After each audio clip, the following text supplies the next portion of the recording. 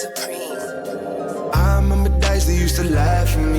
Used to show them on my records talking casually. Used to say it was a passion on my path to be. Then they told me that I couldn't, so I had to be.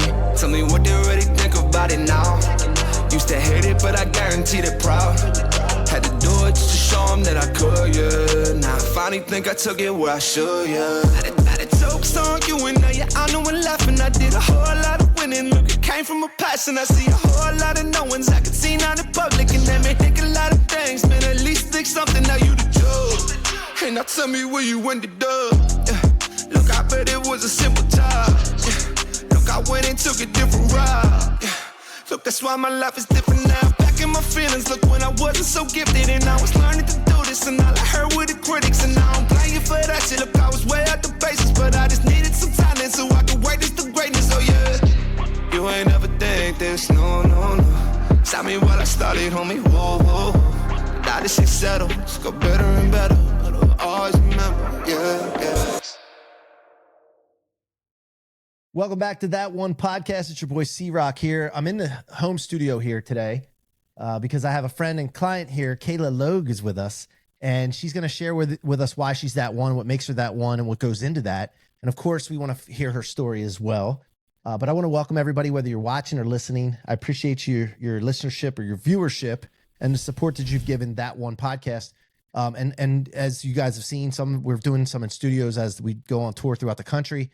And I have my co-host, Mackenzie Roth, with us there, and she's just crushing it. Everybody loves Ken's too. And so be on the lookout as we go around the tour in the country. We're heading to Chicago and San Diego next, and we're going to go obviously back to Miami because that's my spot, and Tampa. But be on the lookout for that, and make sure you subscribe to the podcast and tell your friends, family, and coworkers about us and our guests. We really appreciate it. Kayla's in the studio today. What's up, Kayla?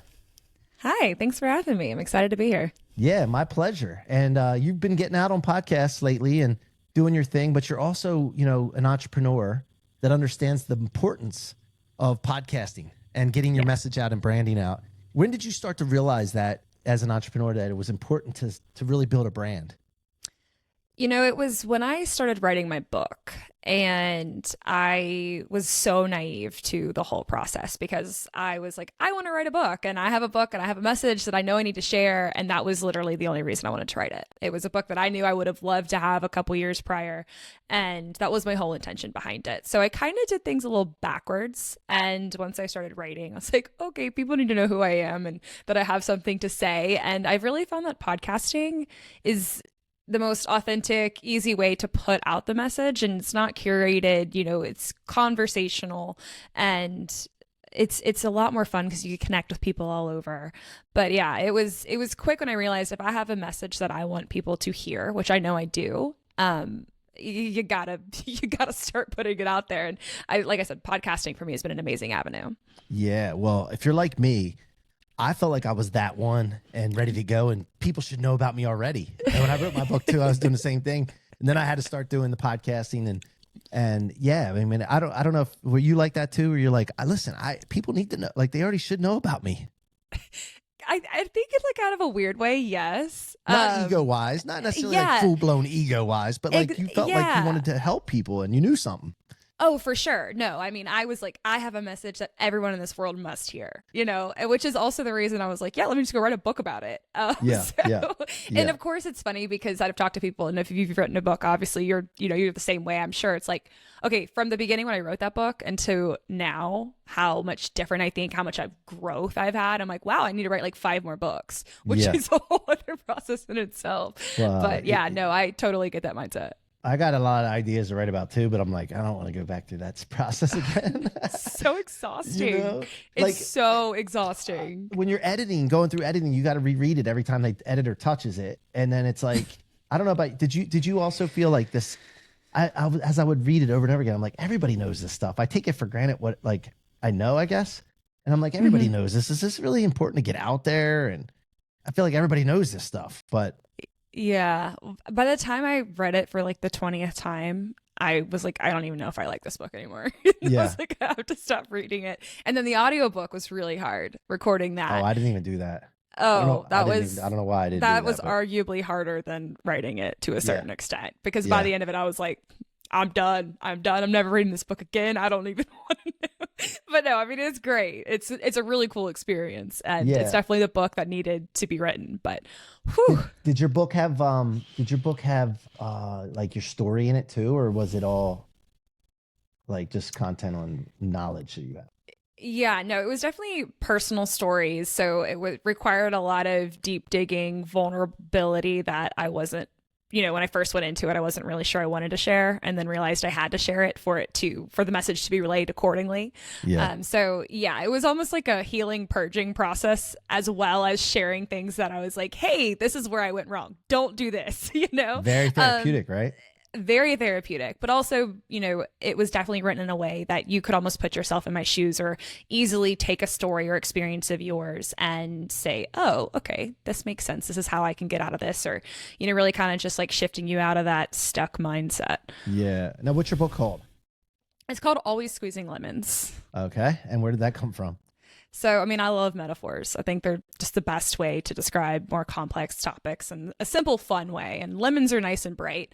And of course, we've heard the metaphor, squeeze the lemons of life and all this stuff. But turn lemons into lemonade or something. Exactly. Yeah. So the always part is really important, though, because the subtitle is taking responsibility to define your own success. So it's really understanding that life's always going to give you setbacks. There's always going to be challenges, and growth is never ending. But it's our responsibility to essentially turn those setbacks into comebacks, and failures into success, and to keep going. And whether that means starting over, changing directions, it's you're always going to be squeezing the lemons, whichever ones are thrown your way. I'm jealous, not really, but I'm jealous a little bit, because you figured this stuff out way before I did. I must be a slow learner or something. I had to be in my 40s before I did this. So and I had a lot of experience in that time. But how did you have so much experience to write about at such a young age when you wrote your book? A wild couple years. So, it was in 2020, midst of COVID, and I would say many of us have crazy COVID stories, but I realized I was really just focusing on the surface level, society's expectations, checking off the boxes, getting married, have a house, have a job, and all this stuff that really was not what I wanted. I was just doing it because I felt like I had to, and that's what I was supposed to be doing, right? And that wasn't it. And I found myself very miserable and very stuck, and not a good relationship, and a capped out career. And I was like, if I don't make big change, I'll be here forever. And that's when I left with $900, started over completely, didn't have a job, didn't have any direction at all. And I was like, I'll just figure it out. And this was in 2020. And how old were you at the time? I was 25.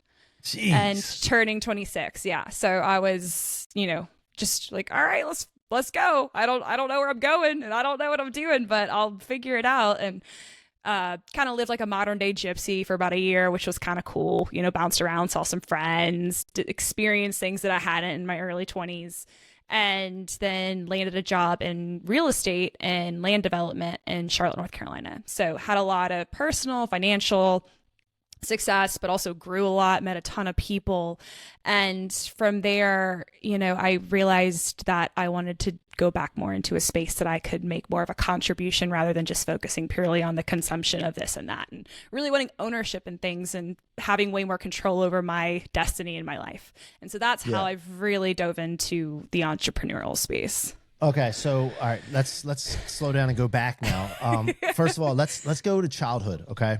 What was your childhood like, and where'd you grow up, and paint the picture for us there? Yeah, so I mostly grew up in St. Simons Island, Georgia. So beach girl, love the ocean. I swear, if there's past lives, I was a mermaid or a dolphin or something. But I loved growing up there. My family have an amazing family relationship. My mom, my dad. My dad traveled a lot growing up, though. So, and then it was me and my sister with my mom. So that dynamic. My mom was our softball coaches. She coached all of our sports. She was amazing. But we were definitely raised in strength, I would say. And, we were never, it's not that we were definitely not coddled, right? But we were definitely supported.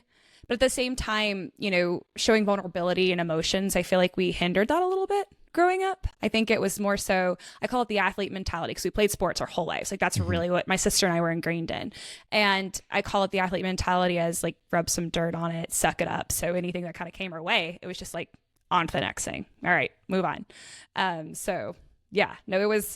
an amazing childhood, busy childhood. And we definitely, our parents were like, you screw up, you figure it out, essentially. Yeah. So, and then you got married at a relatively young age for nowadays, right? So how did that all come about? And did you have like a big wedding and all that kind of stuff? Yeah. So I dated him for 8 years. Well, we dated for 5 before we got married. So we were together for 8 total.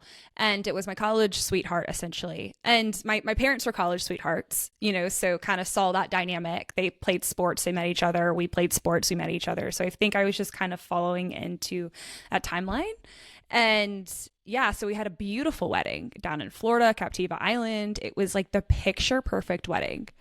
But I also knew on that day that I shouldn't have been getting married for a couple things leading up to the wedding. It was, it was one of the, but also you're 20, I was 23. I just turned 23. Yeah. And, we have this, everyone's coming from all over to our wedding. It's all planned. And it was like the week of, and it was that gut feeling that was just horrible. And I was like, I know this is wrong, but oh man, yeah. And it's what did you know it was wrong? Like, were you able to decipher between knowing it was wrong and the feeling also of like, oh man, this is like the only person I'm ever going to be with again, that, and like the normal kind of things versus like, it's wrong. Were you able to like, yeah, it was, I definitely knew it was wrong. I think that, again, kind of going back to even the mentality of sucking it up and moving on, I was just like, okay, I'll figure it out.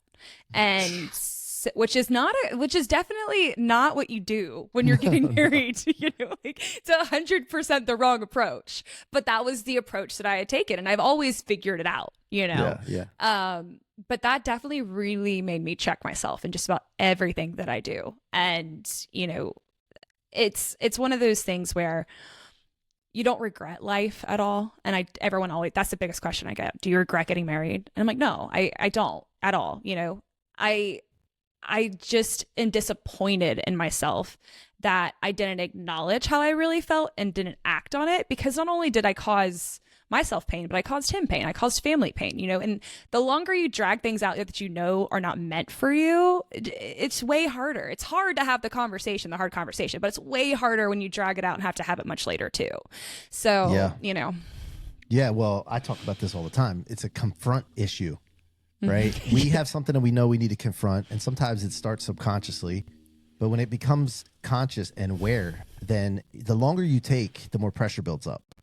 And I relate this to a balloon blowing up with air, and it gets bigger and bigger and bigger. Eventually balloons pop, and you're better off when the balloon is not so pressurized to put the little pinhole in it and it doesn't pop. It just leaks out, and it's a little easier, but it's always a tough conversation. But the tough conversation is way better earlier. Yeah. So, but you're under so much pressure because I don't know how it was all set up, but like maybe your family invested a lot into this wedding, and you feel like you owe somebody something. And it definitely was external, and unfortunately we make decisions based off external things when we know internally that they're wrong. We end up in that situation, or things like that, things that are just not meant for us. And I was like, and I write about this in my book in the second chapter. I'm not a quitter. So in my mind, I was just quitting on the relationship, when really years before I had quit on myself because of the amount of, what I call more ultimatums and sacrifices that I made for that relationship, because sacrifice is important in any relationship. But I became somebody that I didn't want to be. And I found myself pushing myself into this little box that I do not belong in. And, so many years go by to the point where you want to scream because you're just so stuck. And it's the worst, most uncomfortable feeling in this whole world. And unless you've been there, like, it's almost, you can't even really describe it. But that's where, like, I would say the real deep motivation internally came with writing the book, because I know there's a lot of people that have felt that way, or even currently feel that way. And I never want anyone to feel like that.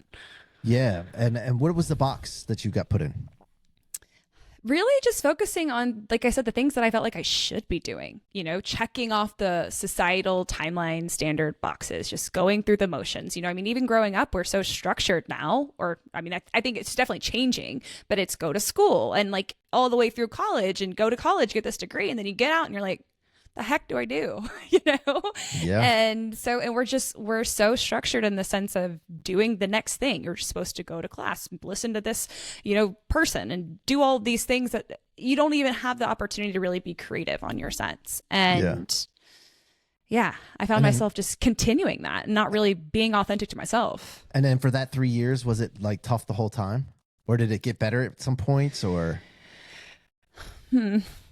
I mean, I would say optimistically, I did the best I could, but at the same time, it's just when you know something for sure and then you can fight it as long as you want, it just becomes a steady decline.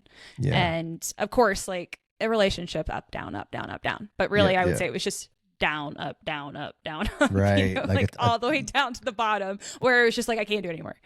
What was the catalyst for like confronting it? I mean, there was a couple different catalysts, different personal things that were going on behind the scenes. And ultimately, like deep down, I just knew I was meant to be doing so much more. And I also, it took me a while to really put to the pieces of like what made me just, leave with $900 and just start completely over and like feel so good about it. And I found myself constantly daydreaming and thinking about a life that I was not living, but not that I didn't have the like confidence in myself that I could do these things. It was just, I realized that I would never get there if I stayed where I was. And I realized I was one choice away from possibly living out those dreams. But if I didn't make that choice, those dreams would just be in my thoughts forever and ever. Yeah. And, it's just, I knew it wasn't right. And sometimes you just have to trust that. You truly do. There can be a ton of different rhyme or reasons, but at the end of the day, when you know it's not right, choose what you feel is right. How did you get over was there guilt during that period afterwards when you left with $900? And how did you handle that and confront that part? Yeah, definitely. And I think if anybody says there isn't, then you're a little kind of crazy. No matter how bad the situation is. I mean, everyone's a little different, but if you spend so much time with somebody, you still care. And I mean, don't get me wrong, it was toxic. It was very toxic. It was not good. But at the same time, you don't, like, I'm just not a hateful person. So I never wish anything bad upon somebody, and I don't want to hurt anybody. I'd rather hurt than somebody else hurt. Yeah. And what I found the greatest tool that I found that helped me the most was journaling, which is where has been a huge practical tool for me. It's something I advocate heavily for. It's a foundation of the nonprofit that I have. But I really found myself in the summer of 2020 when I was bopping around, just figuring out my life. I was running a lot. And I played softball. Like, I'm not a long distance runner. I'll run a couple miles, but I was running miles. And I found myself just constantly on repeat, running through my thoughts. And nothing was being processed. It was just, creating honestly more chaos in my mind than real clarity. And my sister was the one that told me that I should start journaling. And I was like, that's so stupid. There's no way a 25-year-old with a long overdue diary like that isn't going to help. Well, I was very wrong. So, I started journaling, and to be honest, that was when clarity started happening, healing really started happening, forgiveness. I was able to really just be honest with myself in a very safe way and be able to really start opening up more and get even more comfortable just in myself and where I wanted to go and find that confidence and manifestations. It was crazy, honestly. It's such a simple tool, but truly was life-changing for me. So journaling, what's the process? So again, a lot of people always ask me that question, like, when should I do it? How long should I do it for? Where should I start? And ultimately I say, you can do it whenever you feel like it. You can start whenever you want. But if you're not going to be honest with yourself when you're writing, it doesn't matter if you take a prompt. It doesn't matter if you do it in the morning. It doesn't matter if you are in the clearest head ever and you're trying to have the best punctuation. That's not what it's about. It's the same thing as me going to the gym and just standing there and saying I went to the gym. If I grab my pen and have my coffee and take a cute little photo with my, just anything and act like I'm journaling, but I don't write anything of real intention and things that are really deeply bothering me internally down, it means nothing. Yeah. And no one knows that besides yourself. So, the starting process is being willing to be open and honest with yourself and start to process that stuff. And then, so when you start to write, though, what are you writing? Like, not specifically, but like, what, I mean? I'm not trying to dive into your diary. Let's unlock that diary. No. Here you go. Here's the pages. No, I mean, each day is a little bit different. It's funny because as I go back of like now at 3.5 years of journals, I can see, and it's really cool for record keeping too. Like you follow back and you're like, wow, that's how I was thinking then. So it's really interesting. But some days like my headspace is not great and my handwriting is chaos. And then other days I'm just like on one. I'm thinking of every creative idea and it's beautifully written and it's a whole diagram, right? So it's just a little bit different. But that's what I think is really cool. I mean, when I first started journaling, one thing just to continue the habit of it was I wrote down 3 grateful thoughts. And that was super simple and easy and great for me.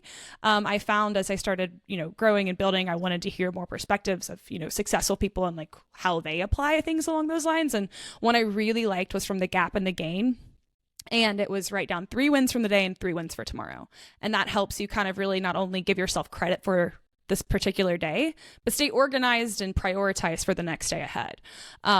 So, simple things like that, it kind of just matters where you're at. Where I'm at is very different than what everyone else is, but that's where it starts with just really acknowledging where you are and kind of picking up the pen and grabbing a piece of paper and going from there.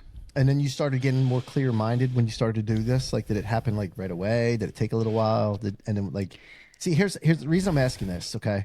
When you write goals down and you're set intentions, and then you get results, a lot of times people don't give themselves credit, or I'm a believer in God and I give all glory to God and give God credit.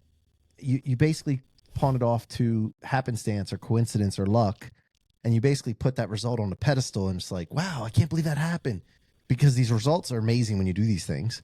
And then you take away the power that you've been given by God to recreate it again or do more because you put it on a pedestal. And so, number one, how long did it take? And then 2, do you give the credit to that so that you can keep doing it? Yeah. So, I mean, the power of consistency is really important, So, I mean, I remember the first time I journaled because it was just like a purging moment. And so, like, I definitely feel like it was like the floodgates were opened. Like, it was like, okay, I can feel how much this helped me. And again, I was suppressing a ton, again, the athlete mentality for 25 years, really just finally like one night I was like, screw it, I'm done with this. And so it wasn't like immediately, but of course I just felt so much better, but I consistently started doing it. And even, I was broke. I didn't have any money and I had actually a handful of debt. And I was like, I'm going to write a book, I'm going to live in a little house on the water. I'm going to do all these things. And when I went to write my book and I look back on all these manifestations, I had accomplished them. So it's just interesting how when you write these things down, and it's not writing it down and just saying, oh, it's going to happen, right? It's writing it down, but being really specific with the actionable steps that take you there and constantly drilling in your mind that this is who I am. This is what I'm becoming, right? It's creating the future version of yourself, but written out and very clear and concise. Yeah. And I think that's when, you continue to kind of stay in that mindset. That's where the power of it comes in. But it's, again, if I'm just writing, like, you don't write a book like you journal, if I'm just writing things down just for surface level stuff, like that's not where journaling is powerful. It's really being authentic. It's being raw. It's being real. And no one has to read it but you, but it's really cool because when you start to be really honest with yourself, you start to be able to share that side of yourself with other people. And it just opens you up to so much more authentic and real, genuine connections too. Yeah, it does. It really does. And here's the other thing. So most of the time we don't think big enough because we're like, we don't know the how, and then we don't know how far we can take this thing. I always say, let me see how far I can take this thing. Right. Yeah. But when you do this, the how appears. I learned a formula. When you set intention, which is journaling, you can be setting an intention. It gives your attention direction. And now like your attention can focus on the things that validate that intention. And then you start to create this world that you live in. It's wild how it works. But it works. And so like you said, you accomplished a lot of the things. Some of the things you wrote down, like, did you really believe at the time that you could do it or knew the how to do it? No, not at all. Like not even close. Right. Yeah. And it's funny because I've had to start to kind of like, I was, again, living in pure chaos. So there wasn't much structure. It was just feel like almost just being myself and again, figuring it out. But as I go back and really like look at what I wrote and how I wrote it, and it was strategic, but I didn't realize it was strategic at the time. So I really broke it down to what I call the 3 Ds, and it's dream it, define it, do it. So really almost with the dream it phase, you're just writing down everything that, as delusional as your dreams are, write them down. Like the big ones. I'm a huge fan of delusional dreams. Like you have to be a little delusional to achieve anything great. So writing it all down, no matter how big, how small it is, and then defining it. So really getting into nitty gritty of, okay, well, how am I going to do this? What does that look like? Because without systems, you're never going to get there. And then actually doing it. That's the phase that a lot of people miss. You know, like we can have these big dreams and we can talk about how we're going to do all these things. But if you don't actually do it, well, then the first two mean absolutely nothing. So it's just, and I feel like even in a journal with the do it phase, it's more that accountability. It's that tracker. It's, hey, I didn't feel great today, or hey, I crushed this today, or it's everyone's different, but you know, it's powerful stuff for sure.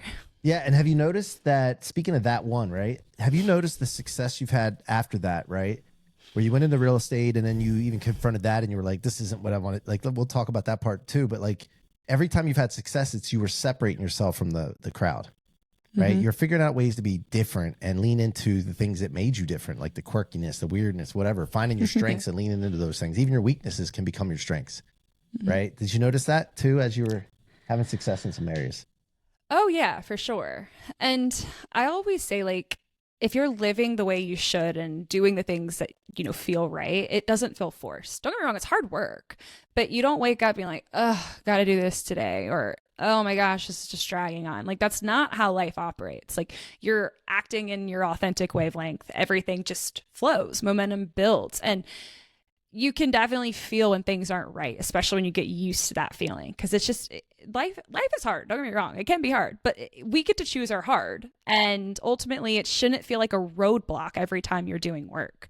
And that's, you know, how I found myself. And I'm a big fan of the radical responsibility mindset. And I truly believe, and this is really a great summary of my book, is when you realize you can be the cause, problem, and solution for everything in your life, your world changes. And that approach is just so empowering, because there's a lot of shit in this world we cannot control. But when we focus on what we can control, and that's all we keep our focus on, then the chaos kind of disappears, and we're really able to start to make big strides. And, you know, for me, that's what I would say has really helped me stand out, and just focusing on what is in my control. I actually am reading The 7 Habits of Highly Effective People right now, and he broke it down by responsibility, response dash ability, meaning the ability to choose your response, which is so powerful, you know? So, and that's what proactive people do. Yeah. Yeah. Not that you haven't already, but like, are you ready to get vulnerable? Sure. Absolutely. Okay. So what are some of the things that you're insecure about now after being through all of that? Like right now, like on a daily basis, like what are some things you've identified? Cause you seem like a really self-aware person now. So what are some things you could share? You know, I think for a while, first starting out, going on podcasts, sharing social media content, talking videos, like that was so weird to me. I was like, oh no, I was like, I am not doing that. And why though? Why? What did you find out? Why was like, what was the root of that? I think, again, just judgment, you know, like, oh, what is she doing? And then quickly that went away. I was like, okay, well, if you don't get it, then we're like, we don't need to chat. I don't care. I'm not here to please you. I'm here to help other people. Right. Yeah. And so I guess when it comes down to insecurities, gosh, I'm really not a super insecure person. I think the biggest thing is I'm very confident. I'll tell you what I like, what I don't like. I think the biggest thing is I do have such big dreams and such big goals. And I'm finding that balance of patience and realizing that as long as I continue to keep doing what I'm doing, I will achieve it. But at the same time, you know, it's easy nowadays. We have so much success and so much in front of us, and we're just seeing all these things. And I'm like, oh my God, I suck, you know? Yeah. So I still find myself kind of in that comparison sometimes. But again, with the self-awareness, I can snap out of it quickly. But I guess maybe like that would be, it's not like a direct insecurity. Like, trust me, I'm over like oh, my nose looks weird, or I don't operate that way. It's more of, you know, knowing where I want to go and knowing the impact I want to make, and balancing that patience and like staying out of the comparison cycle that I know is super toxic and is super detrimental to anybody. Yeah. Well, okay. I came up with this phrase, patient urgency, because I was talking to the founder of Uggs, Brian Smith, and he was telling me, he's like, C-Roc, you can't give birth to an adult. And a tadpole frog needs to be a tadpole first. And farmers plant seeds before they can harvest. And so, yeah, be urgent with the things that you can do right now, but you need to also have patience for the process. So I dealt with that same thing as well. I mean, I was ready to take the stage and be a celebrity in my space when I first just had the idea. Like, I was like, I don't know what people are waiting for. They should be booking me, you know? And so that's a good, strength as well, but it can hamper you because if you're not patient, it can get frustrating and that can hold you back. So yeah, I can relate to that. Yeah. Absolutely. And I think it's too, like, now I've really kind of settled into the fact of like becoming the best version of myself as I continue to like want to build on these stages and continuing to get my message out there and continuing to do partnerships, building businesses, so it's doing everything that I can to better myself to be the person to walk through these doors. Yeah. And I'm very aware of what that needs to and should look like. And again, it's consistency. It takes time.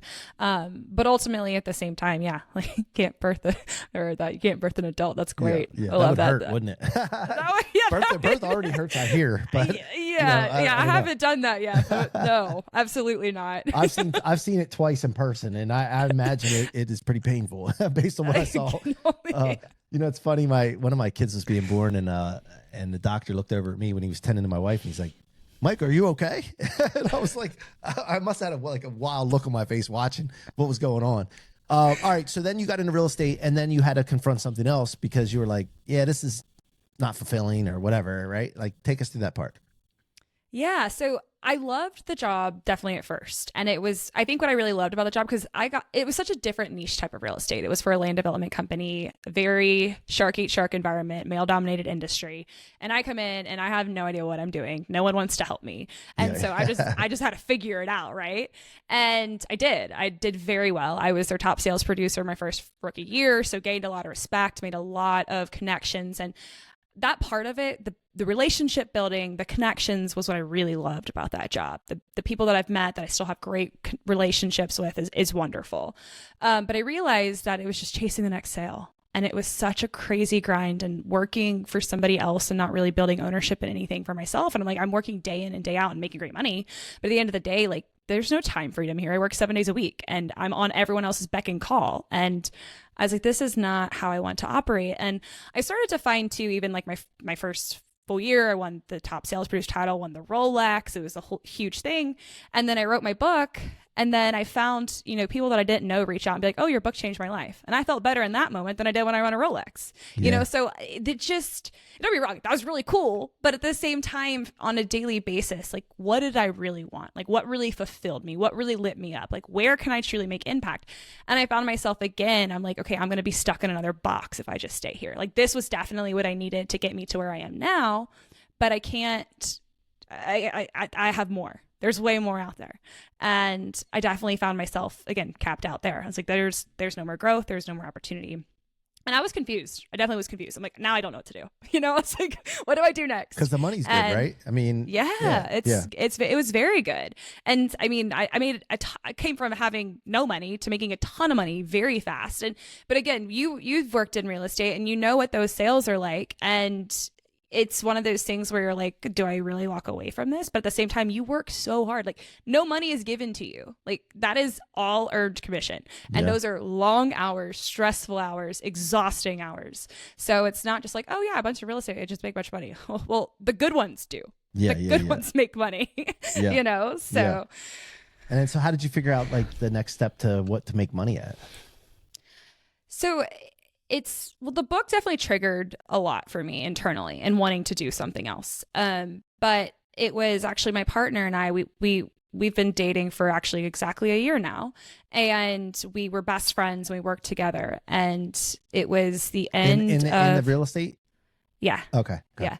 And it was the end of 2023 and we knew the job, there was leadership change. There was a lot going on that we were like, this isn't stable anymore. And we were driving around and I was driving down to Charlotte to do Pilates. He was like, is there nothing up here like that? And I was like, no. He's like, we should look into that. So triggered some conversations, flash forward a couple more months. And we were like, okay, let's pull the trigger. Let's figure this out. And so it just kind of ended up happening, but it's a full circle because I used to manage Pilates studios up in DC, and the people that I worked with up there are now like the franchise heads of Jet Set. So it's so weird how the universe does a full circle. Yeah. And like a couple months prior to this, I remember as I'm like reflecting, I'm like, what do I do next? And I'm thinking of my experience and history. And I wrote down solid core manager because that's where I used to work. And I was like, what the heck does that have to do with my life? It's full circle. Here we are. So it's crazy how that works. Yeah. And so then you started opening up Pilates studios, right? And then Yes. how did the nonprofit come into this? So again, kind of with my writing my book, I have journal prompts at the end of each chapter of my book. And again, I've expressed how much journaling was impactful for me. And I realized that just 12 pages of the book wasn't enough. So I started brainstorming an idea, like finding like, what am I missing as a young professional? Like, what do I want, right? Like where is a void that I know I can fill? And for me, obviously journaling, I thought it was stupid. So I'm like, there's a lot of people that probably think the same thing. So right. that's a start. But two, finding an environment of growth-minded individuals and meeting new people that are on that same plane rather than just going to bars and getting drunk every weekend. It's tough, unless you go to boutique studios and things like that, but it's just not the same. Like there isn't a specific environment cultivating growth-minded young professionals, embodying, workouts and also like mindfulness.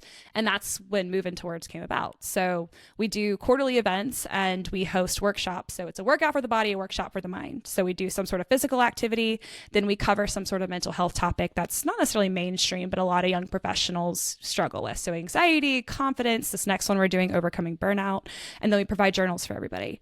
So we're spreading. Why was it a nonprofit instead of a for-profit company? Really, it was just because, and so my co-founder, she's from Spain. And so she's like, the healthcare over here is just so much more expensive, and so we wanted to start on a basis where everyone could have access to it. And people are now paying to come to the events and things along those lines.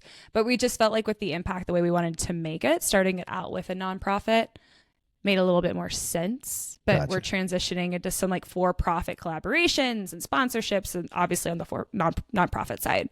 Gotcha. Okay. And then as we wind down here, because we're up against the clock, what's the vision from here for you? Like, paint that picture for us.